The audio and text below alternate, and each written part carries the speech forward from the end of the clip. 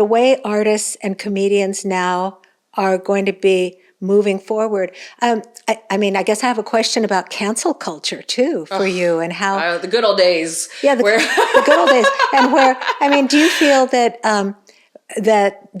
cancel culture or the criticism of people for what they have said and done publicly has that affected humor? Has that affected comedy? Has it affected you in the way that you can present yourself? I remember the moment in around 2013 where there was someone named Sui Park who was a Twitter hashtagivist who has since disappeared from the internet.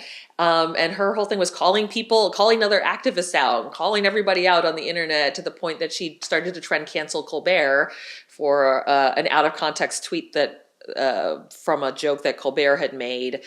And that to me was like, I was like, oh, I get it. This is what Twitter's for, to yell at people and be completely unforgiving and put them in the shame corner. And I am guilty of putting people in the shame corner, and I've had people put me in that shame corner. And now I'm like, well, now we've just split the left so much that nobody, I'm seeing people who are canceled come back and they have specials and they seem to still be working. And are they different though? Do you think their humor is different at this point?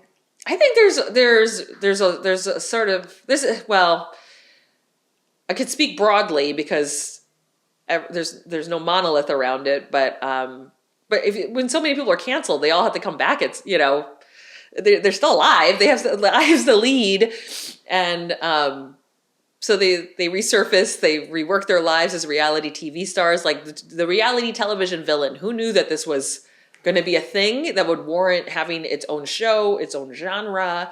But sometimes like that cancelable culture is rewarded, and as we saw from election results, not everyone is on the same side. There's a guy with 34, felony convictions who gets to be like he didn't get canceled. So anyway, yeah. I also think that our social media channels are so split, so Tower of Babel right now, that there's not like one consistent place to be canceled for enough people to notice. Like you really have to have made national news. But I think for like some comedians, maybe people bicker or have issues with you, and it used to be like those kind of things would last a day, and now they last for like 3 minutes, and then everyone moves on to the next thing. Right.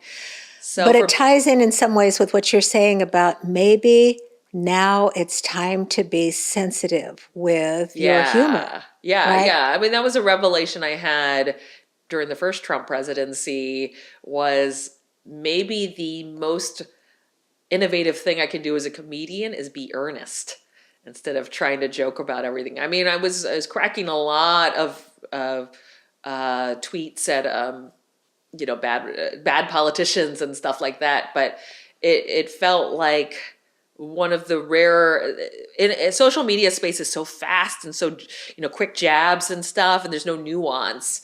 And for me, what I love about the technology of theater, we keep trying to make more technology to make more elevated art, but I feel like old school theater, when you're looking an actor in the eye and there's no special effects and no editing, and they're just telling you how they failed, and how they overcame that. To me, that is this incredible technology of empathy theater. So there's something about, this earnestness and not, and just sort of holding the space. And that was something I noticed in the pandemic when all these late night comedians were broadcasting from their house and there was no laughter. Yeah. And that, or it was maybe one of their spouse. It's usually a wife, because most of those late night guys were men. But their spouse was or their wife was the only audience member.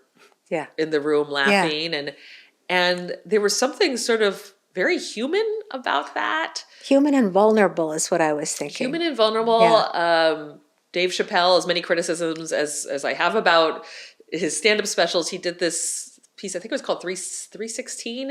It was the amount of time that George Floyd was had a knee on his neck, and he wasn't cracking jokes. He was just talking about this moment, and it just sort of felt like maybe this is where we're at is that I had believed long before this that there was a bar where everyone understood this is ridiculous. This is over the top. This is something we all understand is bad, and this is good. And I'm gonna disrupt this by satirizing myself as a character in this. And as it turns out, we aren't even at the place where people can see me past this persona of what I read as to them as an Asian woman, that they can't even imagine that I could possibly satirize that as well. So